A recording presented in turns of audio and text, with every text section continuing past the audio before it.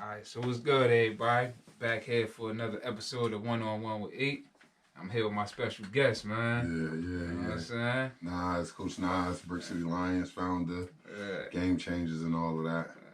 He in the building, man. Yeah. Appreciate you, boss. Appreciate you for coming through, bro. Thank you, man. So look, I think we just gonna jump straight into it. Okay. You know what I'm saying? So for everybody who don't know who you are, you know what I mean, introduce them to, you know what I mean, who you are. I'm Nasir Gains. Coach Nas is what everybody call me. Some people say I'm the most powerful man in football in New Jersey. I mean, you could Google that. Like I said, I'm the founder of a youth program called the Brick City Lions, one of the most notorious youth programs in the state. And we just grinding and building. Yeah. You know what I'm saying? I definitely, you know what I mean, I seen your power. Yeah. So I definitely agree with, you know what I mean, being the most powerful man in sports in New Jersey, period. Yeah. You know what I'm saying? Appreciate that. Let's get into it though, man. Yeah. Like, where you from? You know what I mean? I'm from Newark, born and raised. 8th Street, between 11th and 12th Avenue. Some people may call it Bad Dad. Yeah. But that's where I'm from 8th Street. Lived on Elizabeth Avenue some time in my life too. Yeah. So I had the luxury of being from the South and being from the number block. So it's been a privilege to me. You know what I'm saying? I got to see a lot of things, growth, relationships with different people from all sorts of parts of Newark. And I'm here now to tell a story. Hell yeah, man. It's shit. One hell of a story too, man. Yeah. So let's talk about alright, so before you got into the you know, before you started up the Brick City Lions, what you was into before that? Right before that, I started coaching. Well, I could take you back before coaching period. Take me back, man.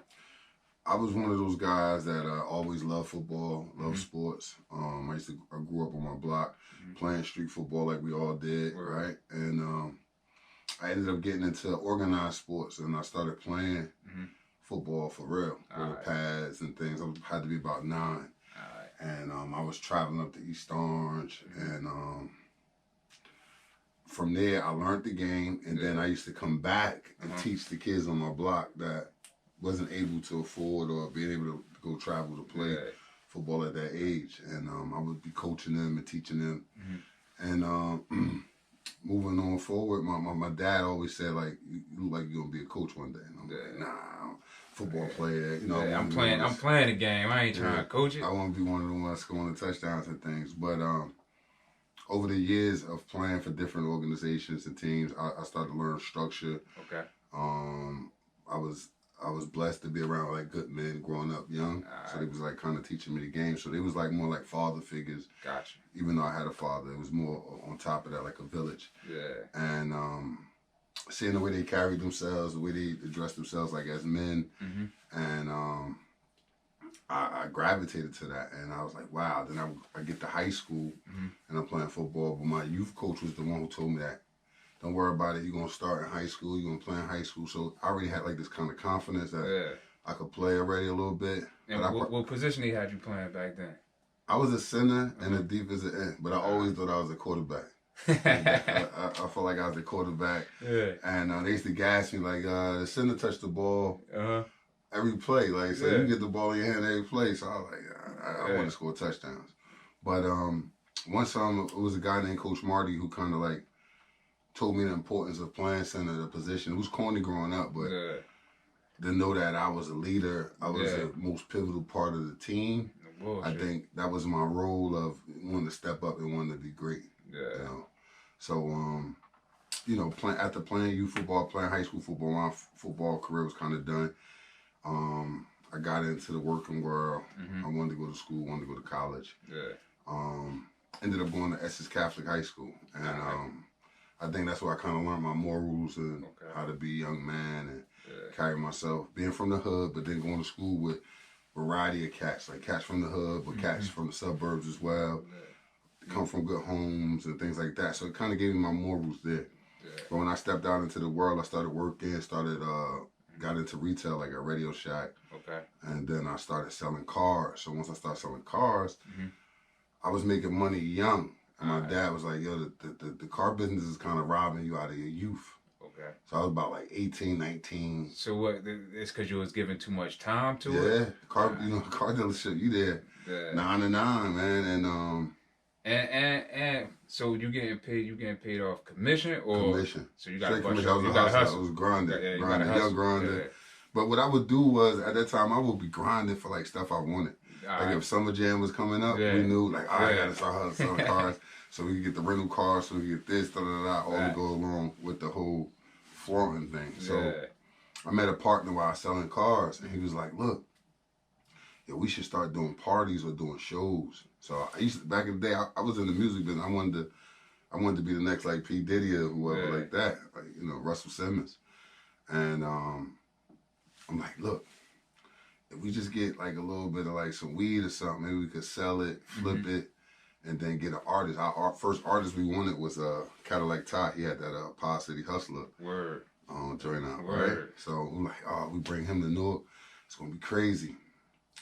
So we ended up getting 9/11 kind of happened, I believe, and we ended up going uptown to get the weed, and we ended up getting beat.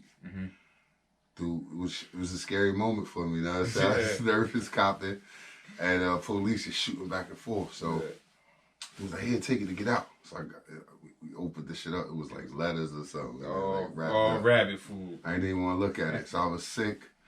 Took my whole check. And then it set me back down. Go back to selling cars.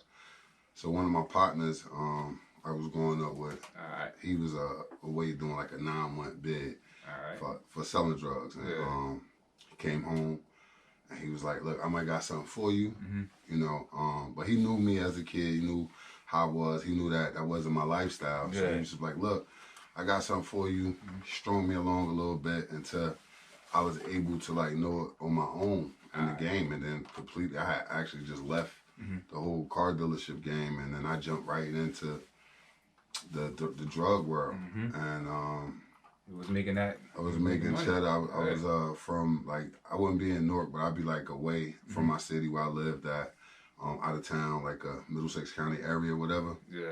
And we started running, getting money, and long story short, I was making so much money at a time that I was scared. Like, literally, I wasn't like in the streets, but I was more like get money. So it wasn't like I wasn't trying to harm nobody. I was just here to get the money. But you still face the same consequences. Anybody, right? Anybody. Once you. So I got the money. I ended up doing a show. I brought 50 Cent to Newark. I did 50 Cent, Style Speed, a couple guys I was dealing with. And I started moving around the music industry while I was in the streets. Gotcha. And they was messing with me because I had the bread and you had the look and you had the cars, had the jewelry. So everybody was messing with me. My team, I had guys that was rapping and trying to put them on, and we was moving until police came. Police, Middlesex County Prosecution Office came and set me down. And actually right before they set me down, the tail end of my whole hustling thing, I knew it was kind of coming to an end. I tell my wife all the time, like, it's a wrap, it's over. I think they're telling us shit like that. I was always paranoid. Of my surroundings and everything that was around me. I paid attention.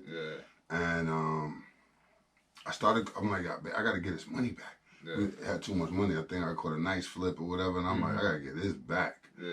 And it was, how do I get it back? I'm like, football. I like football. I like sports. Let me go give it to some kids that I know, buy them some uniforms. So as I get back to the park, I goes to let me give it back to some kids in Newark. I showed up to Branchville Park, and there was a guy out there like, you want to help out? You want to do stuff like that? I'm like, no, I don't really want to help out, but I want to just buy some uniforms. And he was like, yeah, we really could use your help. Did you play football? So he asked me stuff like that. I'm like, yeah, I played football. I was this, I was that. And he was like, well, we could use your help. So I'm like, all right, I'll help out. What'd you help out with? I help out with the line. Start coaching with the line, working with the team, and then long story short, that season right there, we went undefeated, and we lost the game to go to Disney World to play for a national championship our first year out the gate. So we lost to a group of kids from White Oak, Maryland. They was ended up being national champs, and they had an Under Armour commercial. And when I saw them with their own tour bus, uniforms, team cleats, and everybody was like backing them, I'm like, no, I want that. I want that bad. The story begins. So next year we go, me and my partner Marcus, we grinded. We looking for players and everything. we come back, we make it to Disney World. Now you still, where you I'm with Northwood. So you're still in Northwood. And not even thinking about a Brick City Lion, right?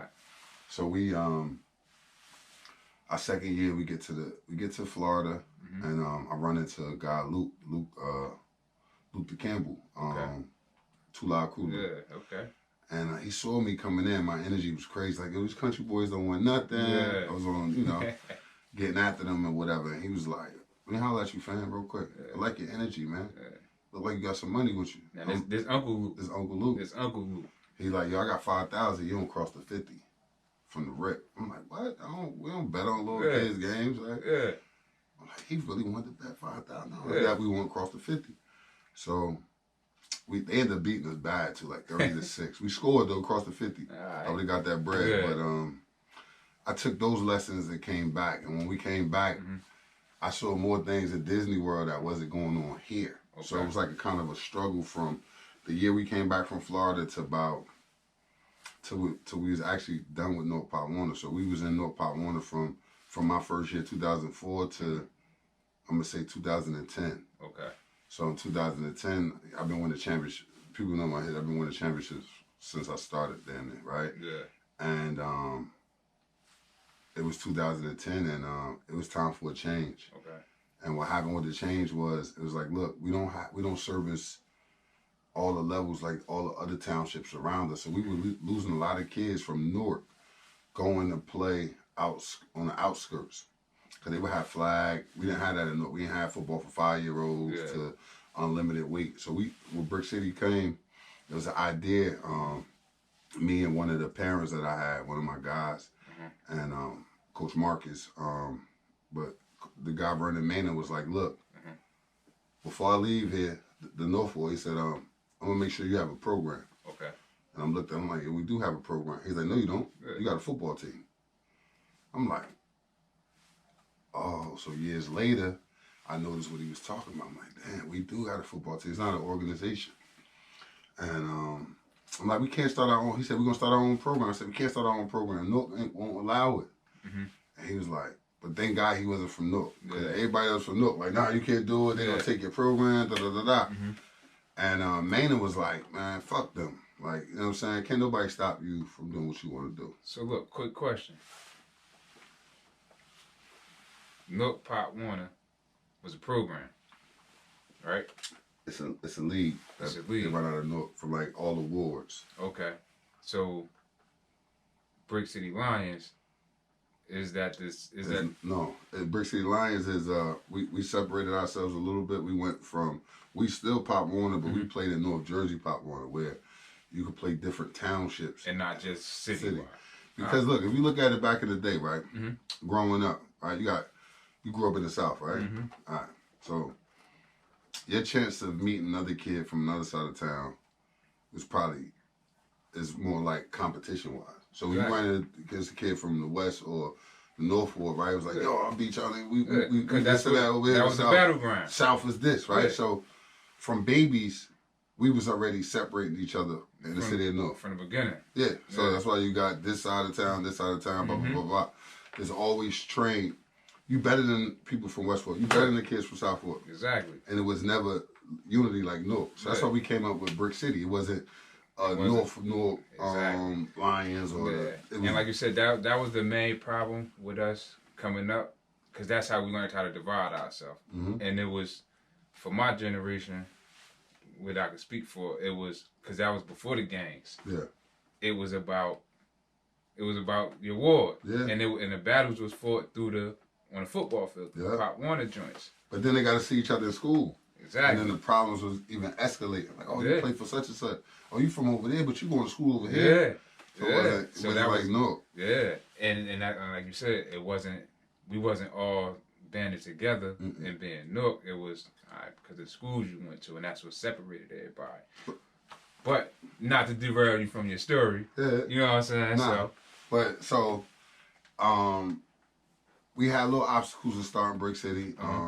You gotta understand, it coming from kids playing football in the city of Newark for free in North Pop Warner to now, they were being charged $150 to play football. So with that come, everybody, what they want, you're dealing with the public. So until everybody seeing what was going on, we were creating it. So once we created it, we said, look, we want to go play different townships. Okay. We came in, they was trying to hold us back from going into the other league. They ended up accepting us. So when they accepted us, they was like, look, every new organization come in, you come in as a Division II football program. And they sent us in the meet. And I'm like, look, fam, we ain't D2 to nobody. I'm like, who the top teams here? They're like East Orange, Rawway, and all these other youth programs. I'm like, man, look, line us up with everybody there. Line us up, right? They're like, what, you sure? So a guy from Elizabeth, never forget, he says, nope, don't got no football. You guys going to be the doormats of the league. I said, doormats? I said, write that down. Take that note. Who else got something to say? Somebody else said something. But it was a guy from Brooklyn, Spike Lee team that came in. He's like, man, if you don't know those guys, I think you should be quiet. Man, that's the team. That was the guys that was a part of the team that wore the red and black. I'm like, thank you, brother. As long as you know what's about to happen. So we end up going into the season. Our first year out the gate, 2012. Every level go undefeated. Every level out the gate, we won the championship. We end up losing in regional play. Second year we come back, we still Division I. We banging with the nation's best. We ain't get it done then. Now give me a year though. What year this about? This 2012-13 right now. We in 2013. So let's say we was in 2013. We had, I'm gonna tell you like this. The first year ever with the Brick City Lions, we sent 33 kids off our 14U kid team to like top high schools in the state. So if you take from that team, we had 16 Division I players that played on it. So the next year came around, they was called the 40 boys. Like our big guys is who we base our organization off of. Like our little guys may take a spill here and there, but you ain't gonna beat nobody in the teenage bracket, right? So our 14U is like our big bros. It's like they play last, so when they come on, it's like they the bigger guys of the park. And everybody look forward to them just knocking people out. So it's showtime. They was called the 40 boy. They beating everybody by 40. So Pop One ain't like the way they were beating people, so they set them down that year. They was like, nah. They don't have any class. Set us down, no regional, no nothing. We just won championship. So, but just the doormats that they talking to. Same doormats. Same doormats. They don't like this. So now everybody gravitates to the program. So now we in 2014. We sent our first level to Florida. Right? Now, our little guys was taking falls with one level, which was like Pee Wee. They was losing to East Orange. All in it, I'm building up to it. All in the same year, they was taking spills. So we lose to them in the championship on the small level. But every other level, win championship. Everybody else crushing. 14U get a bid to go to Florida. They go to Florida. They lose to Dr. Phil's. Doctor. He had a team down there from Atlanta. They beat them. They beat us 20-18 or something. And I think after that year right there was when we kind of got it. We saw it like, you know what? Enough is enough. It's time for us to compete down here in Disney World. So the next year come back was 2014. No, 2015. All right. Our Pee Wee team, we was all loaded across the board. Junior Pee Wees lost in regionals. No, I'm going to tell a story. Our Pee Wee team went to national championship. But the team that I was coaching was the JV team.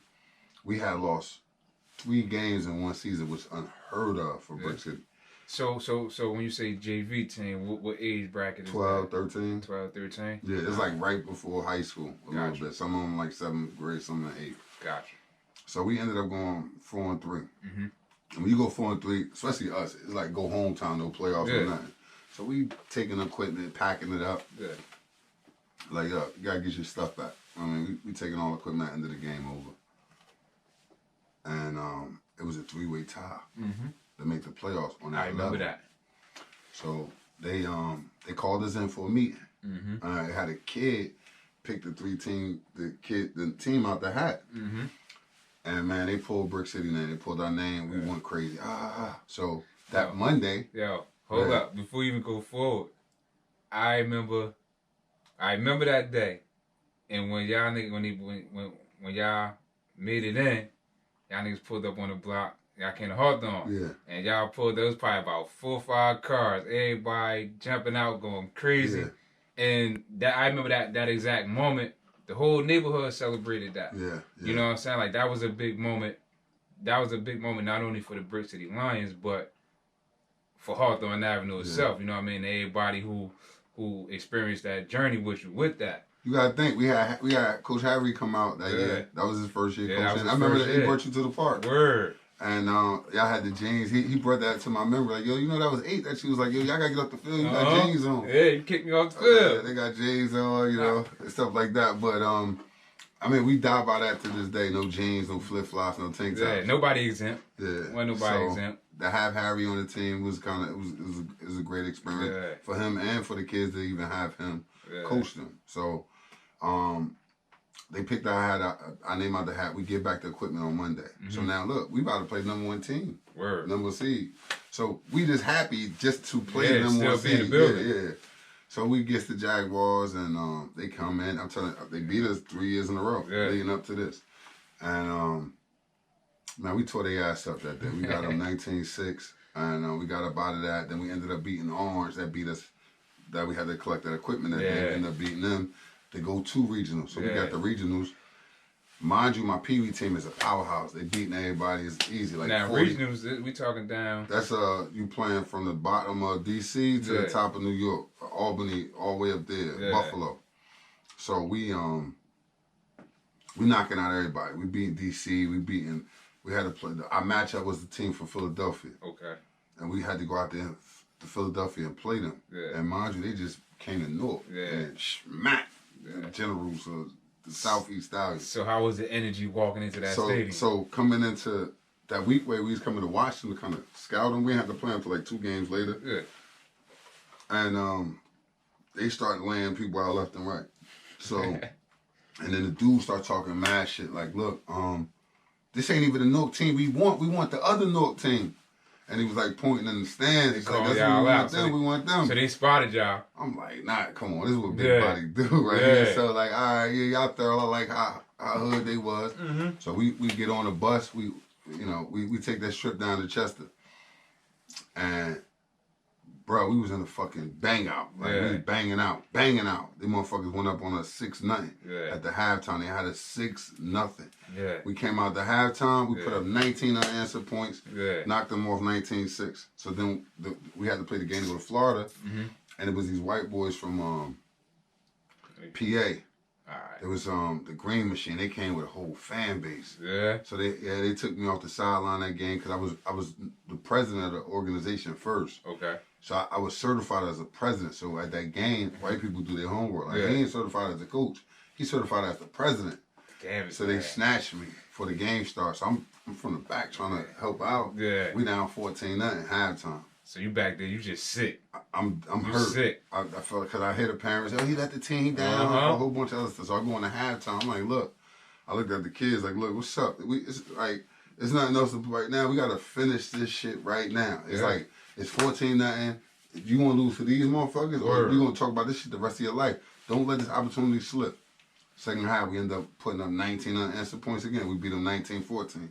So we take the trip to Florida that year. But this is where I learned the game. So I want the people to know where my brain, some shit in my brain kind of flipped. Okay. Like to being a good coach. And I started reflecting on what I was doing wrong over the years until now. Right. So we get to Florida. We play the national champs out the gate. Team from Florida, they beat us 19-6, 19-7, 18-6, something like that, right? Yeah. But they ended up winning the whole thing. But we ended up winning a game against California 34-28. It was a bang out. We scored like the last second of the game. It was on YouTube. Yeah. And from that day forward, it changed my life. But if you look at the kids that I coached on that team, I put out, it was only 19 kids on the team. Okay. 13 of them is Division I football players right now. So coming up, that was 2015. 16, we had a rough year. Not rough, we just didn't make it back to Florida.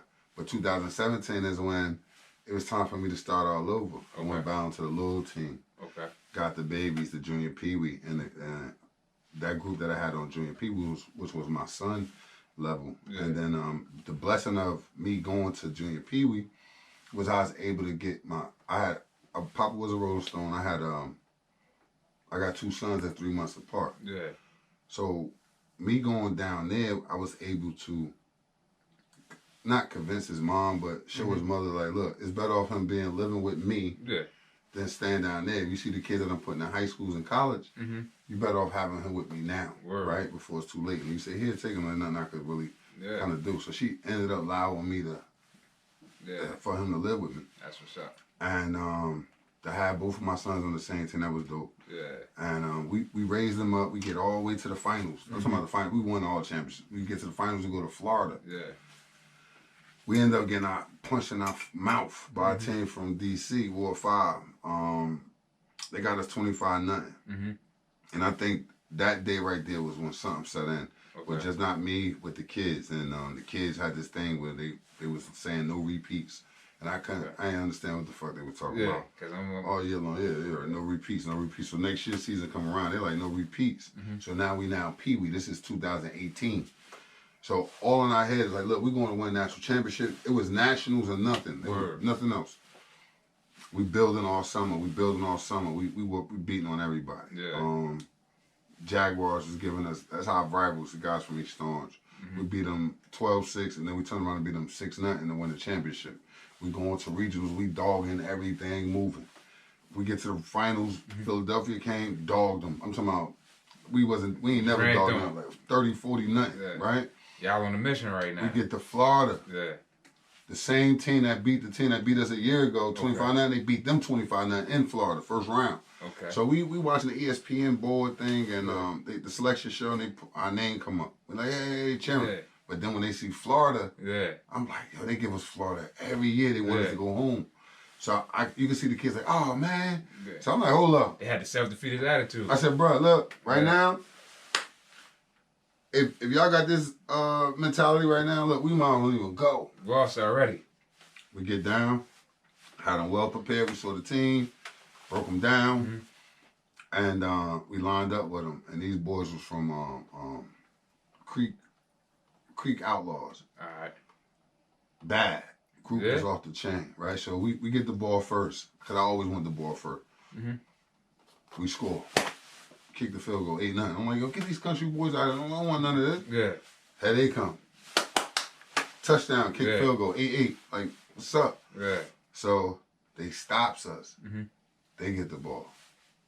They go downfield. Score. They win at 16-8. I'm like, chill, y'all. This is what I do. I got y'all. I've been here before. I got this. Calling the plays. Boom. Dialing up. We score. Boom. 16-16. So now it's 16-16 before we about to go in halftime, but it's a minute left. I'm like, nah, we're going to score before half. We got to score before half. We get the ball, throw the touchdown, field goal. My kicker made every field goal that day. So he out there knowing shit. 22-16. So now my son, Lil Nas, he got to go in the game in the third quarter. And the thing they said about him is you don't know where the ball going. Okay. Because he's so small. But he playing what, quarter? Quarterback. Right. So he coming, we always play with two quarterbacks. So we started with the first kid. So Lil Nas get in the game. We go from 22-16 to 40-16. Okay. So now we're in the fourth quarter. So now what I like to do is I like to let everybody have fun, play, get line in the ball, running, having fun. While we in the mix of having fun, they bringing the beat back. So now the game online. So long story short, we end up beating them 40 to 30, 34, something like 30, 40, 34. And we end up getting out of it. But we end up winning the national championship that year. We beat a team from California, knocked them off. But coming back with the group, we was coming back the next year with that group, and they were going to JV. Now, when JV, that's the 12 and 13-year-old age group. Gotcha. I'm back to here. Now, I ain't never win here, never did really nothing too much here. So I got the group. We added a couple more hitters, pieces to it, stay strong. So in the middle of the season, we was Division II. And that's the whole league. They made the league that way, right? Yeah. So we D2, so they bumped us up to Division I in the middle of the year. Yeah. Same thing they did to us in 2017. That's why we was already mentally prepared. Nobody bitch whined about it. We embraced it. Like, yeah, we should be D1. Yeah. Right? Yeah. So come out from the rip. There you go. So now it's a team from Philadelphia. Everybody know, is either the Blackhawks or a team called Philadelphia Aztec. All right. Aztec, they loaded. They powerhouse. They known for winning national championships. So we got to play them in the regionals. And we talking JV level. JV level had to play them first round. Gotcha. So actually the round to go to Florida. we ended up putting snot bubbles on them. You know what I'm saying? And so that was a statement game to the world. They're like, oh, they beat the Aztec at D1. Yeah. So when we won our championship a year ago, they was like, oh, they D2 champs. Yeah. So, you know, it was always somebody over you. So like, I hated that, but I liked it because nobody never did it from our city before. Yeah. We get to Florida, and they got these country boys from OC, Florida, Ocoee. Okay. And what year we in? We in 19. We in 19 now. 19. Now we coming back for the how Fab say do it one time, they gonna say it's luck. Yeah. So that was it. So now we coming back. So even our parents, I don't think they kind of believed it all the way. Right. You know, people locally didn't think like they ain't winning no D1 natty, right? Never been done before. Yeah. Not out of New Jersey, it never been done. You can't name them. You can look. Yeah. You can't find them. Yeah. It ain't been done. And not to even just say on the back to back, but those boys, them country boys was good, man. And we ended up beating them 6-0. All right. Got them out of there. So then what they did was, since the game between the Aztec, they flew the Aztec down to Florida too. So after we won the first round, we had to see them for the second round. Yeah, I had to shoot it back. I'm like, come on, man. Like, they could have saved this for later, you know. Anytime you play somebody 3 times in a year, because we scrimmaged them, then turned around and played them in the regionals. Now I got to play them in national. Yeah. Me having a squad, having coaches that believe in us, believe in each other, believe in kids believe in coaches, right? Yeah. That's our saying. So we had a guy named Damon Harrison, which was our offensive coordinator. He was an offensive coordinator too, just like I am. Yeah. So I'm like, look, the last time we played Aztec, I called the plays. So I'm like, you know what we're going to do? We're going to let Dame do it. Dame prepared for his offense. So Dame came in, and we clapped him. I mean, we ended up beating him, 14-9. Yeah. 16-14, one of them shits. Yeah. And we happy. We going championship. Yeah. D1 natty championship. It's going to be on ESPN. Yeah, I lit. That's it. We made it to get here. The team we had to play was it was the Far West Jets from Arizona. Now, if you look up their history, they've been doing this for years. Coach is a legend, 16 years into this, 17. Yeah. Been in a national championship game like 5 times. That's way more than me. Yeah. And, but we had their film before I even got to Florida. You know what I'm saying? So you did your homework. It's like the streets. Like, you got to be connected everywhere. So you got to, look, man, I got a couple dollars. Fly that thing, send that thing over there. So we was able to watch the film, but we was watching them while we was down there. They was house and shit. And even the sports announcers on ESPN was like, the Brick City team is good, but I don't think they're good enough to handle this far away. They counting you out on TV. They're like, they're too disciplined. You know, you look at us, we from the hood, not a lot of discipline. So, championship game come, is like, it's the best experience for a coach, kid at that age. It was like unbelievable. You can't take the experience away. So win or lose, it's a great experience. Word. But to get out there and we fight and we take the lead, we go up 8-9. He come right back, 8-8.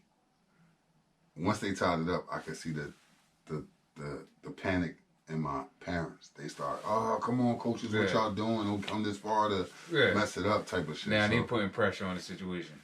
Hey, it's typical black parents that pay, some money to play football. So they figure, like, I say this, it's 2 reasons why people come to Brick City. They looking to win, and they looking to go to a good school. That's just facts. They ain't winning, and it ain't nobody looking at them. So that's the pressure on any coach that coach at Brick City. They gotta win. Yeah. So we ended up down 16-8. All these motherfuckers don't know what they doing. I'm like, that shit killing me because in 2 years I ain't lose a game with this group. So for them to be back here saying this, it's hurting my heart. We fighting back now. We come back 16-16. We down at halftime. No, we was down at halftime. But to come back out, tied up 16-16. And then once we tied it up 16-16, we went to work. It was like 22-16. Then we just started dropping bombs, and then we ended up knocking them off 34-24. And to come home and see the love from the people and the city and the mayor and Rutgers, we rock with Rutgers hard. Coach Shiano and Coach Fran and those guys up there, like they accepted us for being a grass level root team for their state. So just to win 2 national championships like that. it's like with those kids, like you can never take it away from them. It's like it's embedded in them. And I guarantee you, like with that group of kids that I had, you'll see them on the next level. Like right now, we had about 27. A couple of kids got injured, but I see at least 16 or 17 going Division 1. Yeah.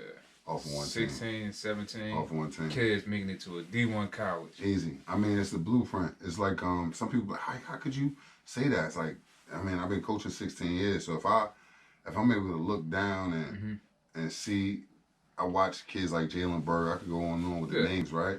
But if I seen a kid that his work ethic kind of matched what Jalen kind of was, or I think that he might be a little bit better than Jalen at his age right now. That means I'm keep like, it yo, up. shoot, kid, sky's the limit. Yeah. You know. And that's also what I want to talk to you about as well, right? Because we covered winning 2 national championships, right? Mm-hmm. And then the reception you got when you came back home, right? From City Hall rolling out the red carpet to going to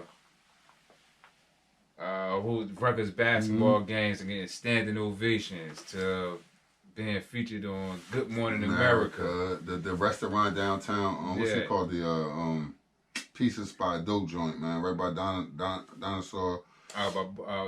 What's that? That's my spot, man. But they show love too, man. Yeah. Damn, it's gonna hit me later, but they definitely took care of the city. Kind of embraced it a little bit more. Mm-hmm. Before, you know, we had a lot of little hiccups with North. Yeah. And maybe because we wasn't a part of their league. Yeah. And before everything, you know what I mean, before all success, I remember even before I met you, you know what I mean, personally, I heard rumors about the team. You know what I mean? Oh, that's the Dope Boy team, man. Oh, yeah. You know what I mean? Like, that was back in the day. You know what I'm saying? And so even hearing some of them rumors, like how did that even did that bother you? Like, yo, only all the Dope Boys send they kids to that team, or the, you know what I'm saying? Like it was really, I understand. Yeah, I mean it's out there like that because of I look at it like this, right? Mm-hmm. If I'm out here doing wrong and I know I'm doing wrong, then I don't want that for my kid. So so if you saying like if all the Dope Boys send their kids there, right? Mm-hmm. Then I mean Dope Boys ain't as dumb as you think they are, you know, right? They want better success for their kid. They know if my kid play here, right, and I've been messed up, so I don't want my kid to follow the same route that I went down, right? Exactly. So look, let me send them over here with Nas and them, man, and then you see right at the end of this tunnel. Half of the guys that are out here selling dope and doing shit to people, right? Mm-hmm. They athletes themselves, you know what I'm saying? They just didn't have anybody to kind of guide them in the right way, you know, and take the hand. It's people got big homies and people that could guide you to go do some other shit, but it's hard to guide somebody the positive way, like you really mean it, right? You could be like, yo, little man, get up the street, man, go do this, but what else? What are you gonna tell them after that? What's the alternative for it? Yeah, so bring them down to. We got teachers, we got lawyers, we got doctors. We got DJ Envy's son played with us, CC Sabathia's son, and then you got Malik the Dope Boy of 16th Ave. They're his kids. I mean, not specifically named Malik, but you know what I mean, right? Our fictional character. Yeah. You know so we kind of mix all in the pot like jumbo, man. You know, like gumbo. So it's actually kind of, you know, actually we the guys who kind of bring their sons there, we kind of inspire them as well, like to see how you could deal with my kid like that. You know, you might you got people who know how to be great fathers, but just don't know how to get the best out of their kid. And I think that it works both ways. You know, some parents kind of educate other people on being smart. Like we got lawyers and doctors. They have parent meetings and they guide the parents on which way to go. You know, whether you should reclass your kid or whether you know, for different trainings. And, you know, if you look, right, we do trainings. 90% of our trainings happen outside of Newark. Why? Because we don't have the resources or the facilities and things like that. That's what we trying to do now in Newark. That's what we building with the mayor now. So we can have all the stuff here. You know, and I think Rise is accepted of it. You know, it's just now which direction are we going to go and how we going to bring us an indoor sports facility here, mentoring programs, tutoring, and things like that. We got JFK right now is rocking. They about to redo JFK over. Okay. And when you see the new look on that, it's coming in February, but that's what's going on right now. We working out at JFK. We got mentoring going on at JFK. We got tutoring going on at JFK. So it's other outlets that they could kind of, you know, bring their kids to. But for the most part, man, yeah, I mean, in life, you can't turn away somebody's kid because of what their parent did. Word. You know what I'm saying? So that's definitely, and Ruckus. I see you with the jacket on. Mm-hmm. You know what I'm saying? And sure. I got aid from everything, man. Yeah. They treat you good over there. Like they you know what I mean, responding to you with open arms over there, man. It's love, man. The thing is, we want to see, man. We don't kind of look at it like that because growing up, we all had our own favorite college teams. Like, you know, I used to like Florida State. My man used to like Miami. Yeah. Right? And back in the day, you used to always think when you was in school, like, I got to get away from New Jersey. I got to get away from right? I got to leave. Yeah. So you would always skip past Rutgers, right? Mm-hmm. But Rutgers is our state school, just like Florida State is Florida school, right? Miami and all these. Everybody, they stand behind when you look at other places, they stand behind these schools, right? Yeah. And for, like, I'm going to speak for me personally, right? I didn't really see nobody taking pride into Rutgers until, I don't know if they still speak his name in the sports world, but until Ray Rice showed up when he did what he did on that field. Just saw Ray Rice the other day, man. He was at the school. But if you look at it, man, Rutgers won they won a lot when Greg Schiano was there. They was on their way. They was building something. They went to bowl games. They ranked highest as number 7. Okay. If you look at what the man doing right now, he want Jersey kids just to stay home. Yeah. So if you look at the world, right, that's what I tell people all the time. Mm-hmm. Penn State, that's Pennsylvania State school, right? So they get, majority of the kids on their team is from Pennsylvania. But what they do is they come to Jersey and sprinkle our best athletes to add on to what they got at Pennsylvania. Mm-hmm. But a lot of kids don't understand is something go wrong there, they're not obligated to look out for you. They're obligated to take care of that kid that's from their state, that played at a school that they got to go back to that school and get more kids from. Who got a home address that says Pennsylvania. And they mother and father could haul ass up to the school and holler at James Franklin. Like this, right. You know what I mean? So I think that's what you get out of Rutgers, you know, like just to be able to drive down the turnpike, look up, see your son on the billboard, see your nephew on the billboard, and to be there to support them instead of flying all across the world, right? But look, Rutgers is one of the top educated academic schools in the country. You know what I'm saying? So you can't beat a Rutgers education. But to be able to play for your hometown team, can't beat that. Can't beat that, man. That's but what happened if Rutgers pop, right? Well, when they pop. Yeah. So when Rutgers pop, Rutgers winning bowl games, Rutgers winning in the playoffs, and then we get a national championship out of Rutgers, right? Everybody like, yo, Rutgers, why can't I get a scholarship? I can't get no scholarship for Rutgers. Yeah. Right, you didn't even want to go there. Yeah. You missed the bus, man.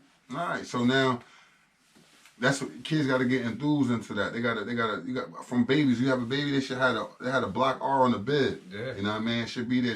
Everybody should have a bumper sticker that got an R on it. Yeah. And represent your state. Because I go out of town, I start arguing and talking about high school football. Now high school football is shit. Yeah. They ain't fucking with it. We go anywhere and play anybody. Yeah. I tell anybody like this: Jersey high schools, we go to Florida, we beat up on Florida. We go to California, we jump in California ass. We go anywhere, we jump in their ass. But even if they beat us, we still get on that plane to go over there to play them motherfuckers, right? Yeah. So we doing that. We represent on the high school level like the IU program that we just showed that we could win national championships on that, right? All right. So then the high school winning. But everybody in high school hauling ass going to make these other state schools better. Nah, we stay right here. We build our home right here. Yeah. And feel comfortable. Guess what? More jobs will be available for people. People don't look at that. Your son and your daughter could change the fucking market. More exposure. But, big time. And then look, your value now when you playing college football, you get paid. By that time probably be at Rutgers. Yeah. San Recruiting State. So look, but on another note though, how many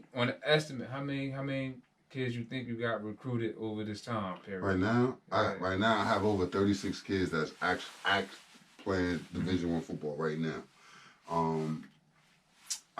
We put over at least 50 kids Division I, probably 40 some kids Division I, but right now it's over 36 that's over 36. That's playing right now. Right now, I got one NFL player, which is Al-Qadim Muhammad, played with the Indianapolis Colts. Yeah. Drafted by the Saints. He played with Norfolk. So. How did that shit feel though? Seeing him get drafted. Oh, that was big, man. Yeah. You know, Quan come from it, man. Yeah. Quan come from the bottom of the bottom, and you know, to see him, you know, crawl out and make it, man. Yeah. He was one of the guys that from Newark. Mm-hmm. You go down to Miami, country boys don't want you down there. You know what I'm saying? He busting this shit every day. Yeah. And for him to be like a leader and like down there team captain and you know, getting praises from guys like Ray Lewis and all the big guys down there. Like they embraced him, man. Yeah. He's probably a Miami U legend. And then see him get drafted after all the obstacles he had to overcome. Yeah.